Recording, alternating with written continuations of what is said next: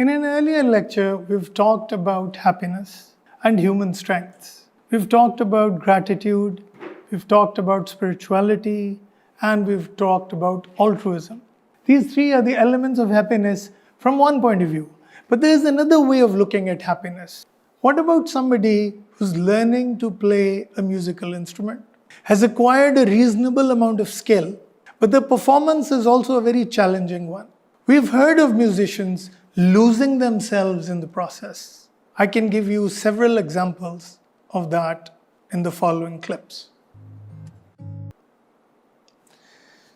So as you have seen, all of these individuals can be said to be in a state of flow. But what does it mean? What does flow mean? Flow can be defined in so many different ways, but essentially, a person loses oneself in the process. They have to have considerable amount of skill at what they're doing. They have to be enjoying what they're doing. And in fact, they have to be enjoying the process so much that they lose all sense of time. I don't know if all of you have ever had this experience, but I can bet that most of you enjoy doing something so much that they can lose themselves in the process. I know computer programmers who've talked about experiencing flow when they're programming.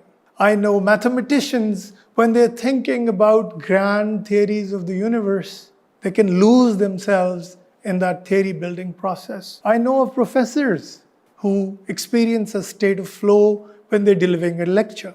So flow, while it seems intangible, can be easily demonstrated, as I just did in the last few clips that we saw. But then there is another element that usually accompanies flow, and that is called peak experience. What is peak experience? How is a peak experience different from flow? So flow is, as I said, a musician getting lost in their music making. It is a scholar delivering a lecture on something they enjoy talking about. It is about a philosopher theorizing or philosophizing about an idea that excites them a lot. But peak experience is usually the height of such flow. So it is that point where you say, you're one with the universe and nothing seems to exist. Nothing else seems to exist apart from what you're experiencing. It's almost a spiritual experience that is usually described by monks, mystics, the Sufis, and many different kind of spiritualists who insist that they experience being one with the Creator. The creation feels one with the Creator. It's an amazing spiritual experience, and people have done that even outside the realm of traditional religions. What they say is that they experience such joy, such ecstasy, such delight. And then, some people would argue that maybe it's just another form of flow. But there is considerable evidence to separate these two things.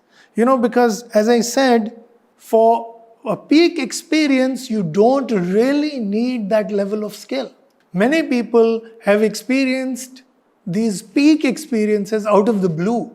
So we know that there are people, for instance, who are praying and they experience an epiphany.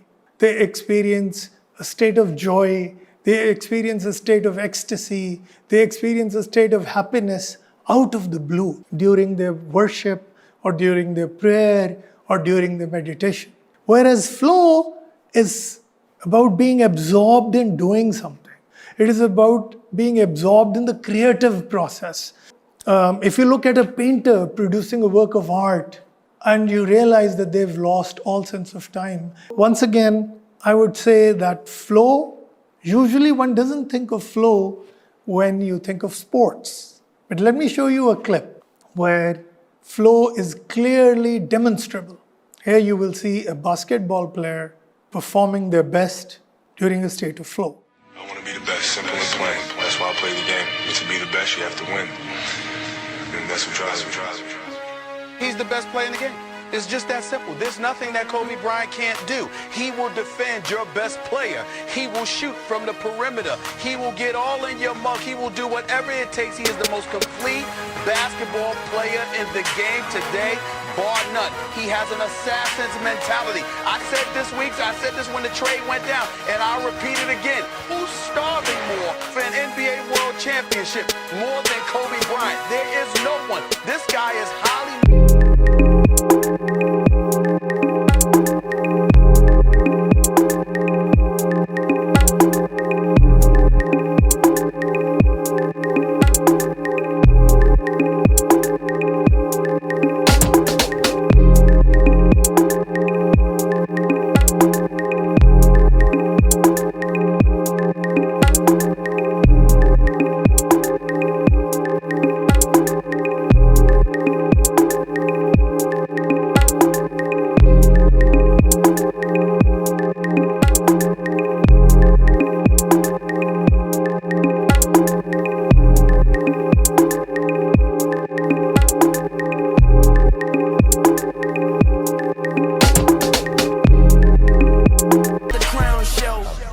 I'm just lost for words. I mean, he's amazing. You saw this person score an amazing number of points within a very short time.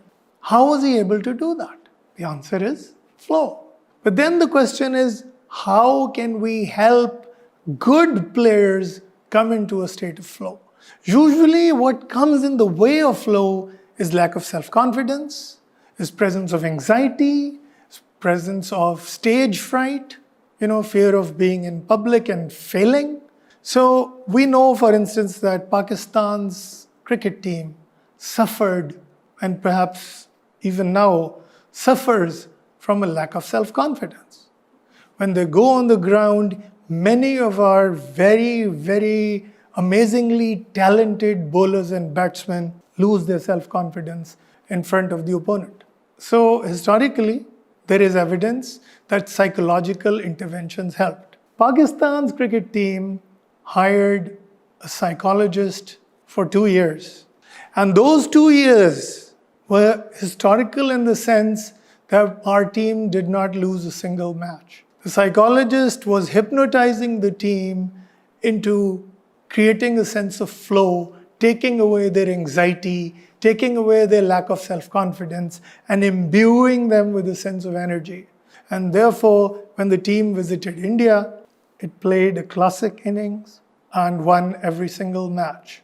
The psychologist, in fact, appeared on national TV, and he was given the credit by the team, saying that he helped us increase our self-confidence, and he helped us increase our sense of flow in the game. They were enjoying the game. Whether or not they win or lose was a separate issue. So in this particular lecture, there are two main takeaways. One is that you understand what flow is. Flow has to do with our performance. Flow has to do with our enjoyment. Flow has to do with the creative process. Peak experience, on the other hand, is a sense of pleasure, is a moment of extreme joy and ecstasy, and these two together create a lasting sense of happiness.